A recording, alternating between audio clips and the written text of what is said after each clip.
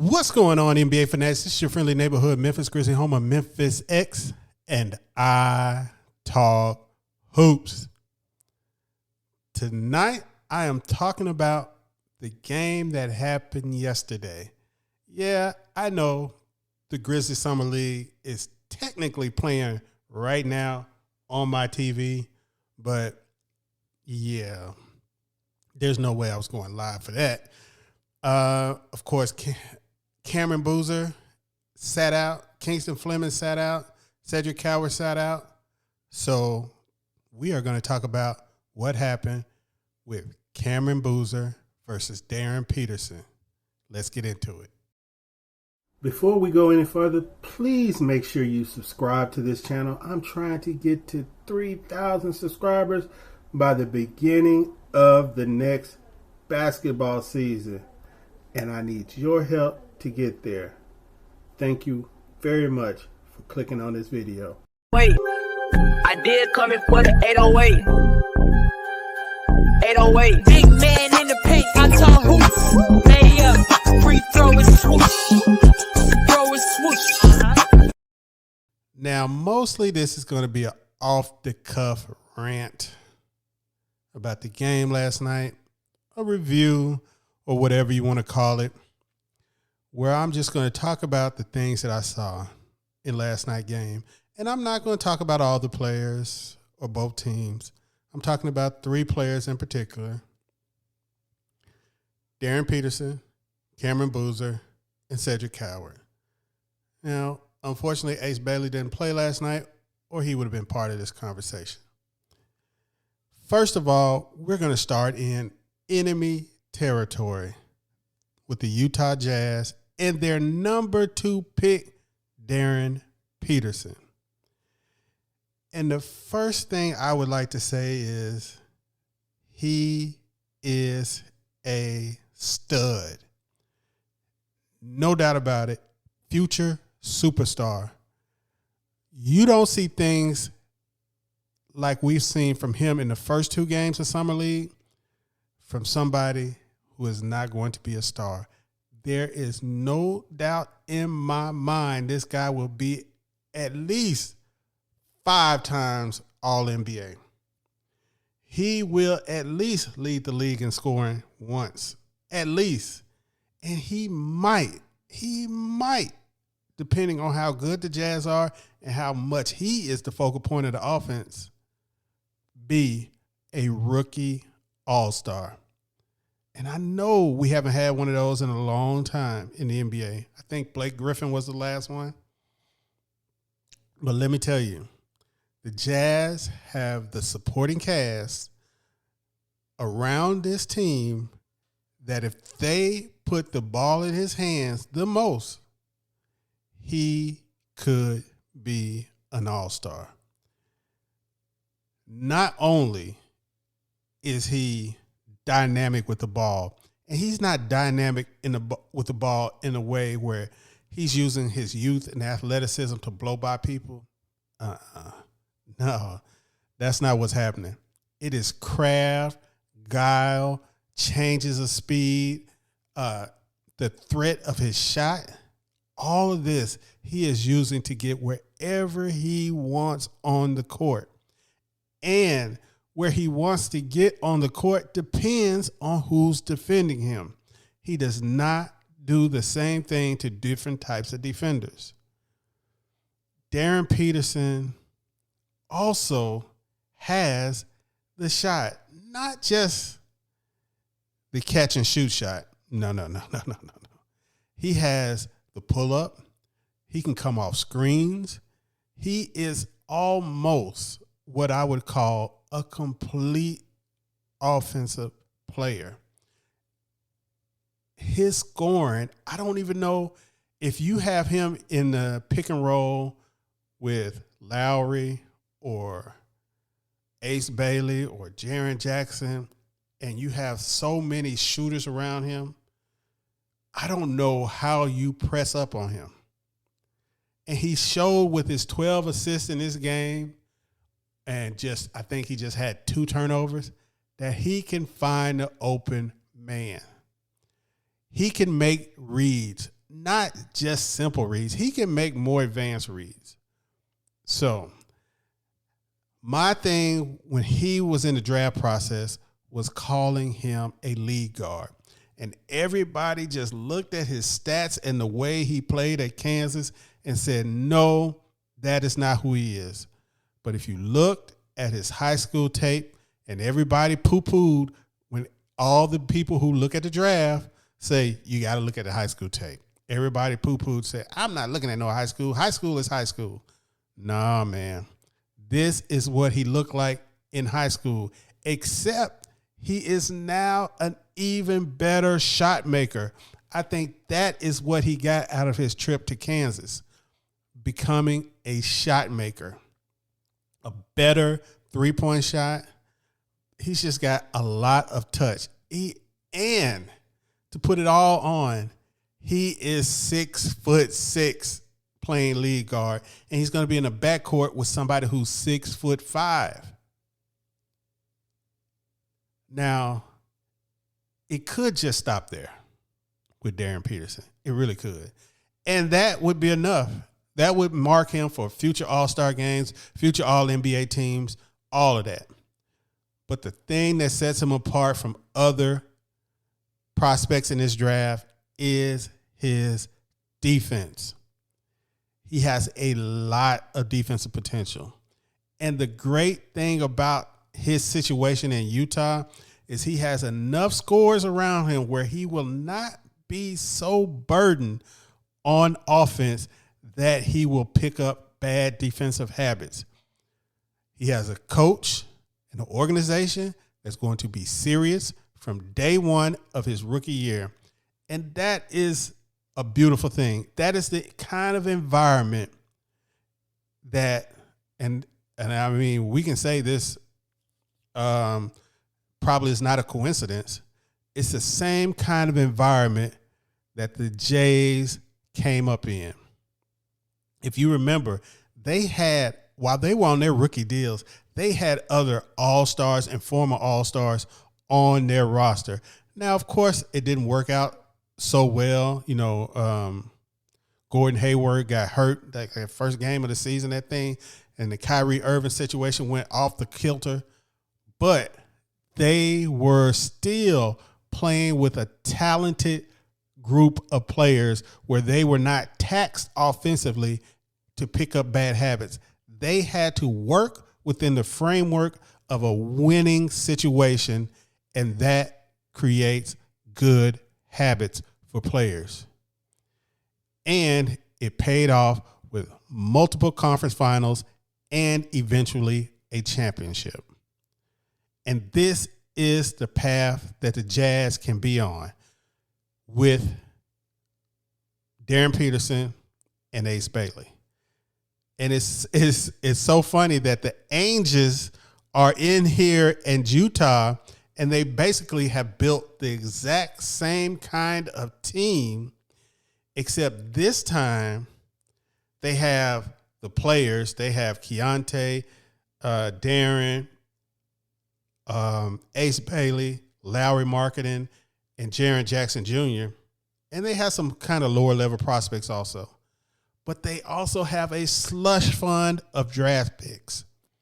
So this can be a little bit more sustainable.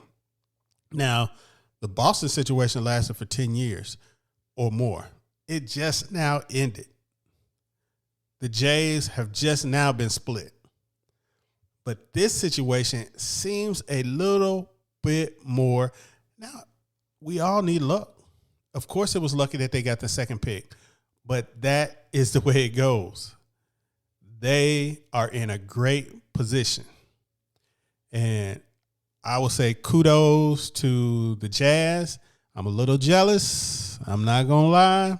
I'm a little jealous that you guys have such an elite prospect and a roster put around him. I can admit it. I'm a little JJ. So that's it with Darryn Peterson. Now let's focus on Cameron Boozer, the number 3 pick in the 2026 draft. Cameron Boozer had a slow start to the game. It seemed like the team played a game on the 4th of July, and they were whizzing the ball around, and Cam Boozer was basically more involved in the offense, especially in the first half. But it seemed like today or yesterday, the Grizzlies came out and Javonte Smart wanted to be a scorer. And all I kept wanting to say to him was this. Ain't nobody coming to see you, Otis. But for some reason, he thought he was the show for that night. Played horribly. Missed a lot of reads of Cam Boozer and was throwing terrible passes. Is taking bad shots. It was really a very, very terrible performance from Javonte Smart. And how it affected Cam is he got 2 shots in the first half. Just 2 shots in the first half. And in the second half, he only got 7. Now you have these other guys. You have Cedric Coward taking 21, Omax taking 11, Tyler Burton taking 9, the same as Boozer, and Javonte Smart taking 12, going 4 for 12. Cameron Boozer should always, every time, no matter what, no matter who the opponent is, no matter what the defense is, should be the focal point of the Grizzlies offense. That's how it should be from here until the time he retires in a Grizzlies uniform. Cameron Boozer should not be standing in the corner, should not be getting looked off by a two-way point guard. None of that should be happening. Cameron Boozer ended up with 9 shots, 6 of 9 from the field, 4 of 5 from the three-point line, 2 of 2 from the free throw line, 7 rebounds, 4 assists. He did have 4 turnovers and 1 steal. But the one thing that I will now, I have always said, like I told you guys the last game, people don't realize what Cameron Boozer is. I don't think he's this interior force that's, I don't know, for some reason, I don't know if he doesn't know he is. He's not supposed to do that. That's not his game to me, especially on the NBA level. I think he is a facilitating movement shooter. He should be getting the balls in all kinds of situations, and none of them, or mostly none of them, should be as post-ups. I don't think that's even the best way to use him. I mean, he's good at it. But I don't think that's the way to maximize his skill level. I think you could run him off screens. You have to tell him he's going to have to turn to Steph Curry. And when I say turn to Steph Curry, I don't mean be Steph Curry and become this wild shooter. No. Get in condition where you can run on offense. You have to be able to move on offense. Not only should everybody else be moving to take advantage of your passing, but you should be moving to take advantage of your gravity as a shooter. I think he is going to be an elite shooting big in the NBA. Now, I don't know how the rest of his game manifests, but he's going to be a good rebounder. He's not going to be a shot blocker, but what he did show in that Utah game was he has very quick hands.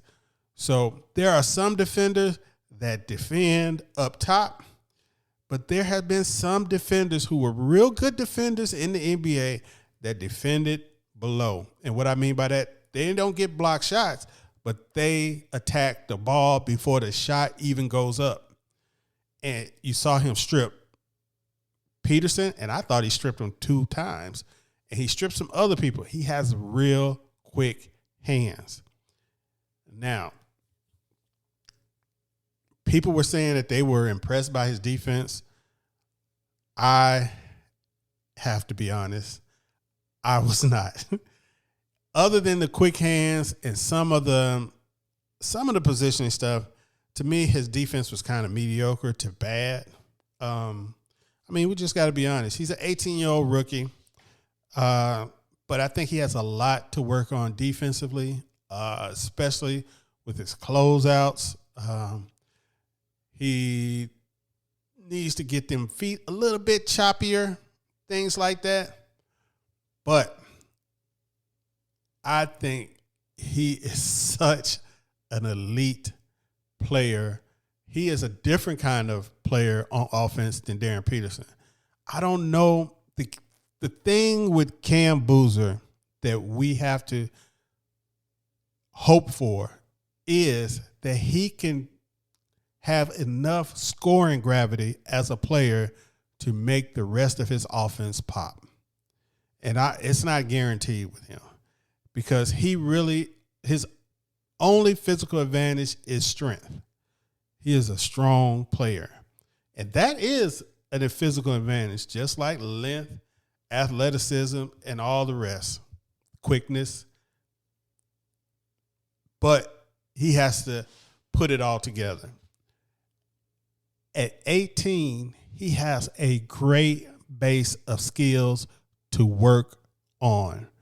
I mean, when people see players like Cam or even Darryn that are pretty much complete offensive players, they kind of think they might have a ceiling, but the skill level, the skills can get better. If you remember guys like LeBron, when you have high skill level offensively, you can accelerate other skills, like LeBron becoming a very good three-point shooter. I think Cameron has enough skill level already that he can work on his deficiencies very easily. And I'm looking forward to seeing him in Vegas. You guys know his next game is going to be against Mr. Tryhard, a.k.a. Caleb Wilson, who is going to be trying to kill in that game. They got Caleb Wilson set up to play Cam Boozer, Darryn Peterson, and A.J. DeBonsa. So Chicago fans should be happy about that. Now let's turn to Cedric Coward. Second year in the league, first year in Summer League. Cedric Coward, let me say it like this. I think what people want Cedric Coward to be, I don't think that's what he is right now. And, maybe it gets better, but I think he has a real deficiency in ball handling. And that is what is limiting his game. When people, especially somebody with length, presses up on him, he gets real wary with his handle. He pulls the ball up. He turns his back, all this stuff. He doesn't attack. And that's because he thinks he's going to get stripped. And as you've seen in some games, he has gotten stripped. And that is the issue. I have still say, and if you can see my video where I call him dark-skinned Clay, the Grizzlies are using him wrong too. They are trying to create, I don't know why they are trying to manufacture these on-ball guys instead of drafting an on-ball guy. Desmond Bane, Jalen Wells, Ziaire Williams, and now Cedric Coward. These are not on-ball guys. They're just not. And you keep trying to develop these non-on-ball creators into on-ball creators, and all it does is mess up the rest of their game. He is not going to be that in the NBA, not to my knowledge, because if you put an elite defensive player in front of him who can press his dribble, he's just not going to be able to do anything. Instead of running him off screens and telling him to maximize his shooting, I always point back to what David Thorpe said about him being an elite shooter and how his shot seems to have abandoned him. He was 3 for 12 from 3 in this game. Now, I know some people might have been upset with the 3 for 12, but hell, somebody like me, I'm happy to see the 12. I want him to get those threes up. That is what the problem I had with Desmond Bane. Stop trying to be an on-ball creator. You are a shooter. Get those threes up. Desmond Bane should have been trying to shoot 15 threes every game. That should have been his goal. But we got too much involved in downhill Des. And what you do is you minimize the player's strengths when you try to maximize a weakness. Cedric Coward has a lot of good physical qualities. If you're running him off screen, he can get his shot off because he has the long reach and the high release. Also, if they press him too much, he can get in the lane and pull up. That's what he should be doing, not trying to create off the dribble. There is nothing wrong with being Rip Hamilton. There is nothing wrong with being Klay Thompson. Those are elite offensive players. You just have to use them correctly. And I just do not like the way they are using Cedric Coward. I mean, it seems like the whole organization got seduced by the fact that when Desmond Bane was a rookie, he couldn't dribble. They sent him to Summer League and had him play point guard, and he came back and he was doing all this downhill dead stuff. But the problem with that is in crucial situations, it was always him getting ripped.